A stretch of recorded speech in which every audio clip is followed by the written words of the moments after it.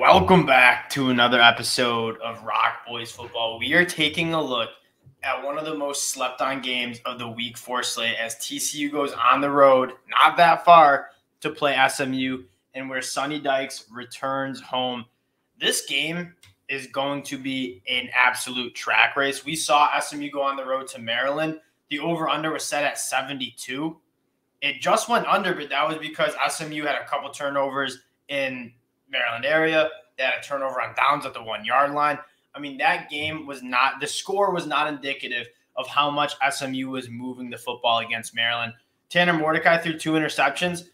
Both interceptions were not on him. Receivers fell during the break, and it just kind of wound up in Maryland DB's hands. SMU's a really good team. Before we get into it, I just wanted to say thank you guys for all the support you guys have shown the channel. The Horned Frog fans, we talked a lot about TCU in the summer. They're kind of one of my sleeper teams in the Big 12 that if a team like Oklahoma slips up, I think TCU is a team that has the offensive firepower to really push some of these top teams in the Big 12. Really, really special playmakers on the offense side of the ball. And quite frankly, the personnel on defense, I'm also very excited about. Excited to get into this one. So if you guys do like the content, again, consider subscribing to the channel. We really do appreciate y'all. Let's start talking some ball. I want to start with SMU. We mentioned Tanner Mordecai. He looked absolutely awesome against Maryland. You know who even looked better? Rasheen Rice. He's a guy that wasn't on my NFL draft board. Didn't really know much about the kid. He has Velcro hands. Everything that was thrown his way, he caught. I mean, he's not like the most explosive guy, but he is a good athlete. But going up and catching balls, he's like a lock to bring it down. Creating separation well.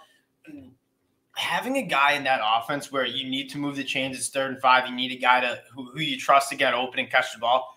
Rasheen Rice was that guy, and that is massive in an offense at SMU that likes to run fast. They like to pitch the ball around the yard.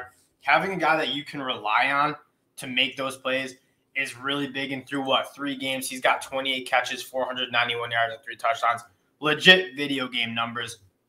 Now, that's going to be an interesting matchup. TCU, they like to kind of do the rush 3, drop 8. I think they have better edge rushers than Maryland does to get after the quarterback.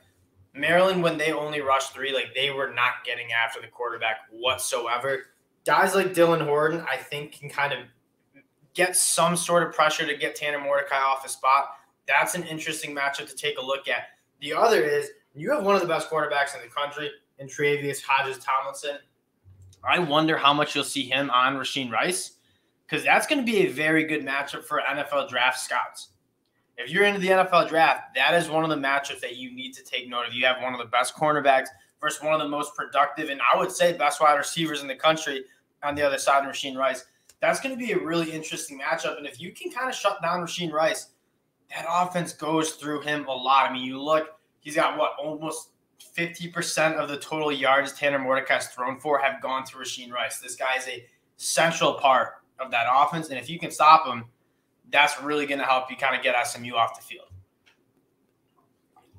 Now, taking a look at TCU's offense, you obviously have Chandler Morris go down with the injury. He's week to week with a knee. Didn't play in the home opener against that FCS team. Max Duggan comes in.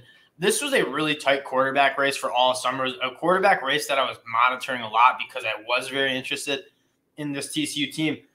Max Duggan brings a little bit of a different skill set. In no way am I saying he doesn't have the arm talent to make this offense work. I think you did see Sonny Dykes go with Chandler Morris to start the season because Chandler Morris does have a little bit better of an arm. He's a little bit more of an accurate passer versus Max Duggan, who can throw but also is a very, very good athlete when creating with his legs. TCU obviously wants to get the ball to their playmakers. And something you got to love about TCU's offense is all the playmakers that can hurt you on the field. Starting with a guy like Quinn Johnson, who only has 5 catches on the year, I believe, for 40 yards. Relatively pedestrian start to the season. Quinn Johnson is my number 1 wide receiver in the NFL draft. This dude's length, his straight line speed, his ability to create separation and body control when he goes up to he is one of the complete wide receivers. He's very physical. He's very fast for his size. I love everything about his game, and I'm hoping TCU looks to get the ball in his hands more because he is a guy that I really, really like. Another guy, Tay Barber, Darius Davis, 2 guys that veteran dudes who just get the ball in their hands, let them go make plays. And that's something why I love Sonny Dykes' offense so much and why I'm excited to see this TCU team, because the way they ran the offense with Gary Patterson, you have all these playmakers, and it was just kind of such a bland offense that these playmakers weren't useless, but they were not being utilized to their best capability. Enter Sonny Dykes, and you are pitching the ball around the yard. You're getting these guys in really good spots where they can impact the game. A pleasant surprise was Zach Evans transferring out, though. Has been the run game, and I think Max Duggan has definitely played a part in that. Having a quarterback who's that dual threat you have to account for, basically allowing you to have another hat in the box, another guy that they need to put in the box to account for. Kendra Miller has looked awesome. Imani Bailey, Dan Ricardo. They got a lot of playmakers on this offensive side of the ball. I think this will be a shootout. SMU didn't. I think both teams are going to score the ball. And it's a pick 'em, and it's a pick 'em for the right reasons. TCU going on the road, the over-under set at 68.5. My take on it is I think TCU has some guys on defense that can match up with SMU a little bit better than SMU does on defense matching up with TCU. I like what TCU has in their secondary. You take a look at guys like Travis, Hodges, Tomlinson, Noah Daniels, Bud Clark. I like some of those guys. You're getting them off a bye, so any injuries, any banged up, you're very fresh after SMU just went on kind of a brutal physical game against Maryland. I also like TCU's ability to run the ball, keep SMU's offense off the field. TCU quietly has a very strong offensive line. Steve Avila, Alan Ali transferring over with Sonny Dykes, I really do like what TCU has. I think they're a little bit more of the complete team than SMU is. Again, if you can neutralize Rasheen Rice, which I do think they have the cornerbacks to not necessarily neutralize him, but slow him down, I like TCU's ability to go out and just beat them in kind of a track race or a shootout, you should say.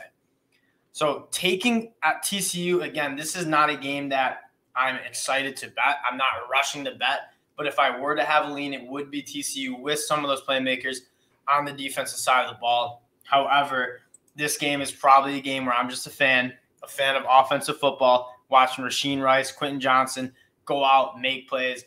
This one is going to be a good one. Again, thank you guys for checking us out. We appreciate all the support you guys have given us. If you guys do like the content, consider subscribing to the channel, and we'll talk to y'all later. Peace.